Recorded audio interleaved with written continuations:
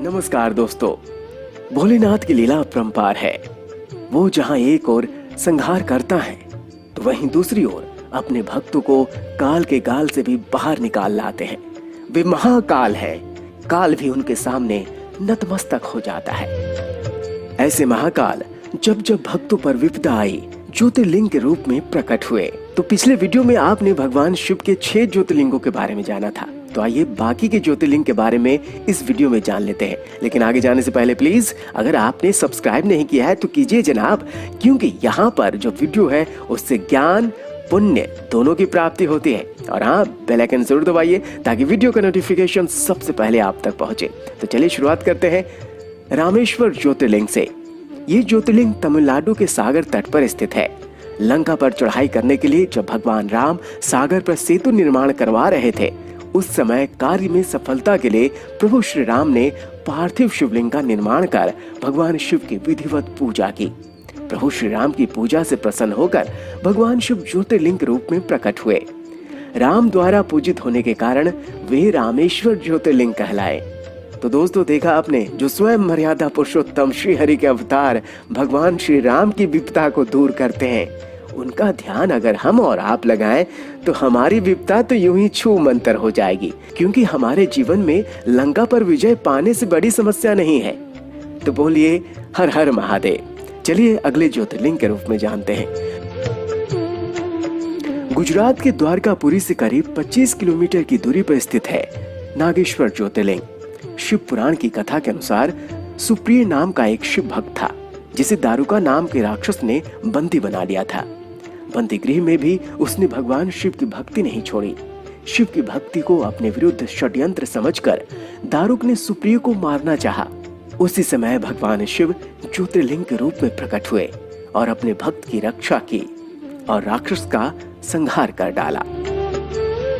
भगवान शिव का अगला ज्योतिर्लिंग है काशी विश्वनाथ। इसे विश्वेश्वर ज्योतिर्लिंग कहा जाता है। कहते हैं कि एक बार माता पार्वती ने भगवान शिव से कहा कि वो कैलाश को छोड़कर कहीं और रहना चाहती हैं। तब शक्ति स्वरूपा जगत जननी माता पार्वती की इस इच्छा को पूरी करने के लिए भगवान शिव काशी में विश्वनाथ के रूप में प्रकट हुए। इस मंदिर का उल्लेख महाभारत और उपनिषदों में भी किया गया है। वर्तमान में बाबा विश्वनाथ धाम के कॉरिडोर बन जाने से इस धाम की दिव्यता और भव्यता देखते बनती है। अगला ज्योतिर्लिंग है त्र्यंबकेश्वर ज्योतिर्लिंग। ये ज्योतिर्लिंग नासिक में गोदावरी नदी के उद्गम स्थल पर स्थापित है।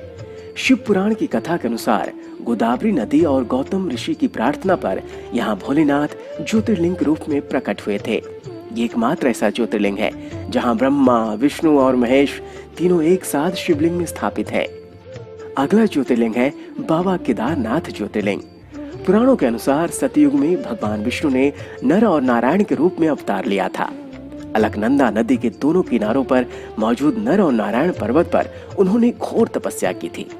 इनकी तपस्या से प्रसन्न होकर भगवान शिव प्रकट हुए और तब नर और नारायण ने भगवान शिव से इस क्षेत्र में निवास करने और यहाँ आने वाले भक्तों को जीवन मरण के चक्र से मुक्ति देने का वरदान मांगा।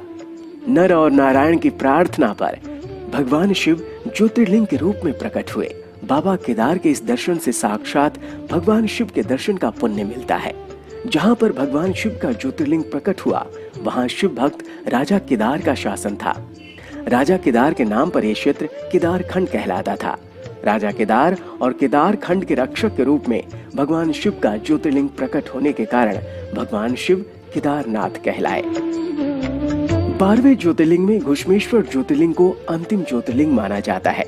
ये ज्योतिर्लिंग भक्त पर आई विपदा को दूर करने के लिए भगवान किस प्रकार दौड़े चले आते हैं, उसका प्रत्यक्ष प्रमाण है। ये ज्योतिर्लिंग हमें बताता है कि महाकाल के सामने काल की क्या औकात है। जी हाँ, शिव पुराण की कथा के अनुसार घुश्वा नाम की एक शिव भक्त थी। इसकी बड़ी बहन सुदेहा थी, जो उसकी सौतन भी थी। सुदेहा की कोई संतान नहीं थी। एक दिन ईर्ष्या के कारण सुदेहा ने घुश्मा के पुत्र की हत्या कर दी। लेकिन घुश्मा की अटूट भक्ति को देखकर भगवान शिव प्रकट हुए और उसके मरे हुए बेटे को पुनः जीवित कर दिया। जैसे ही भगवान शिव घुश्मा की बहन सुदेहा को मारने के लिए तत्पर हुए, घुश्मा ने भगवान से अपनी बहन सुदेहा को क्षमा करने और उसी स्थान पर ज्योतिर्लिंग के रूप में विराजमान होने की विनती की। भगवान शिव ने उसकी प्रार्थना स्वीकार कर ली और घुश्मेश नाम से ज्योतिर्लिंग के रूप में वहीं स्थापित हो गए। 12 ज्योतिर्लिंग भगवान शिव के साक्षात स्वरूप के प्रतीक है। इनके दर्शन और मनन से भोले बाबा की परम कृपा मिलती है। निसंदेह हमारे इस वीडियो से आपको भी मानसिक रूप से पुण्य की प्राप्ति हुई होगी। भोलेनाथ के 12 ज्योतिर्लिंगों के दर्शन का पुण्य आपको भी मिले, यही हमारी कामना है।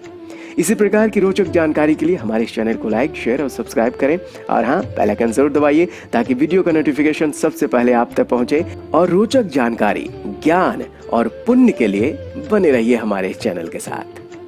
हर हर महादेव।